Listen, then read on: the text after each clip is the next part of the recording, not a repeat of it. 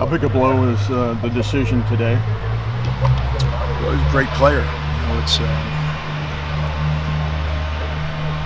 think it's tough for everybody, including Nick. But that's kind of life in sports. You have to go and move on and play with who you have. How's the name in our net right now? What's his status? Not sure. Not sure what his status was going to be. He's kind of up in the air. And given the way that they can throw the ball, how big a loss would that be if he's not available? Big, yeah. We're getting thinned out a little bit back there, and we weren't, overly experienced to start with. So, and they are going to throw the ball, that's for sure. And that thing's going to go in the air. Greg, were you involved in those discussions with Nick Bosa and his family at all? No, I was not.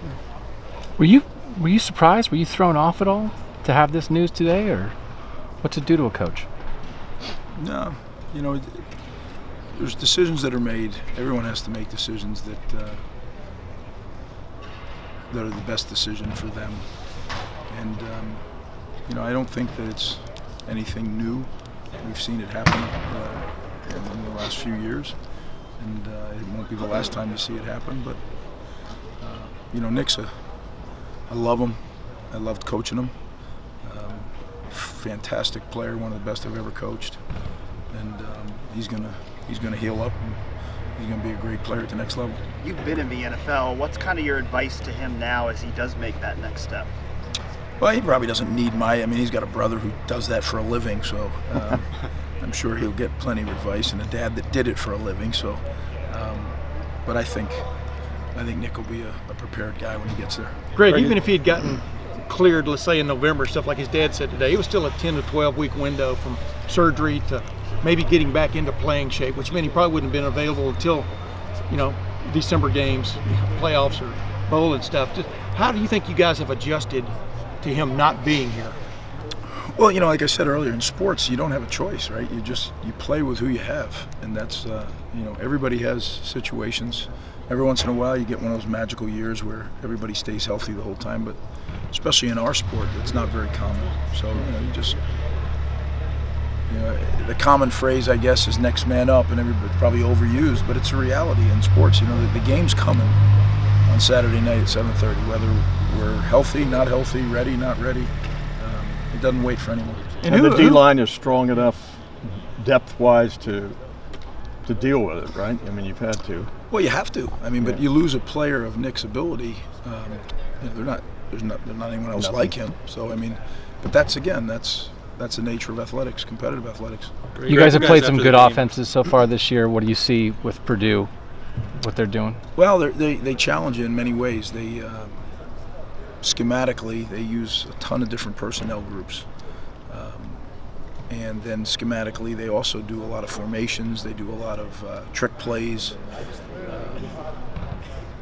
They make you dot every I and cross every T. That's the kind of outfit they are. So we're going to have to be at our very best Saturday night. How is your eye dotted? What stands out about him? The little number 4, Rondale Moore. Very good player. Very quick, incredible change of direction athlete. Has been very productive for them as a leading receiver. Productive and running the ball as well. How's your eye dotting and T crossing as a defense so far this year?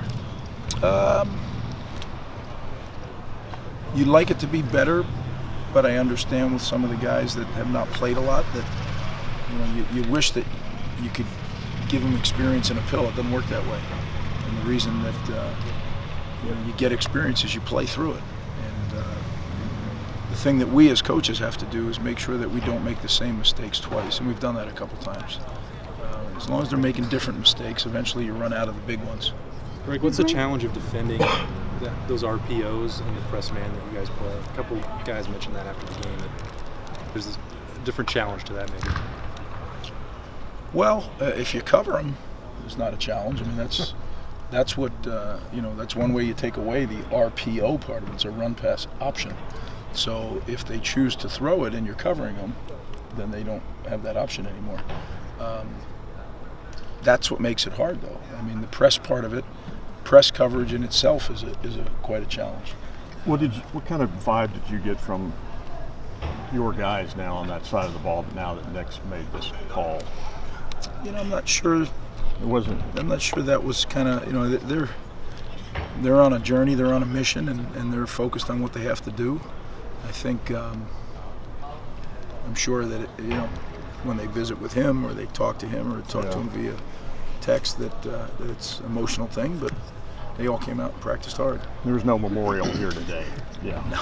Greg, how do you think your linebackers, especially in that RPO game, are they ever getting sort of caught in between sometimes, or not sure what they're supposed to do or how they can make a play? No, they're not perfect, but they've been pretty good.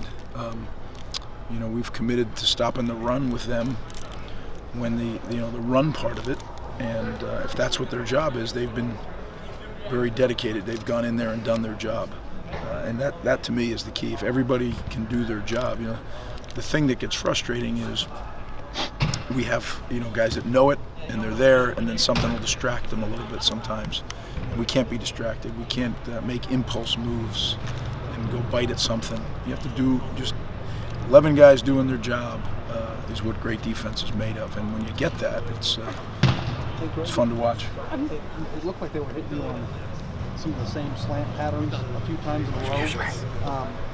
How hard as a defensive coach or just coach in general to make in-game adjustments? Because it seems like there's a lot of process there of understanding new things you have to do. And I mean, how difficult is it to get to not only knowing what the change needs to be, but getting it across what needs to be done in any situation? We've done it for a while, and you work with people who've done it for a while. You know, it's what we do. You make adjustments.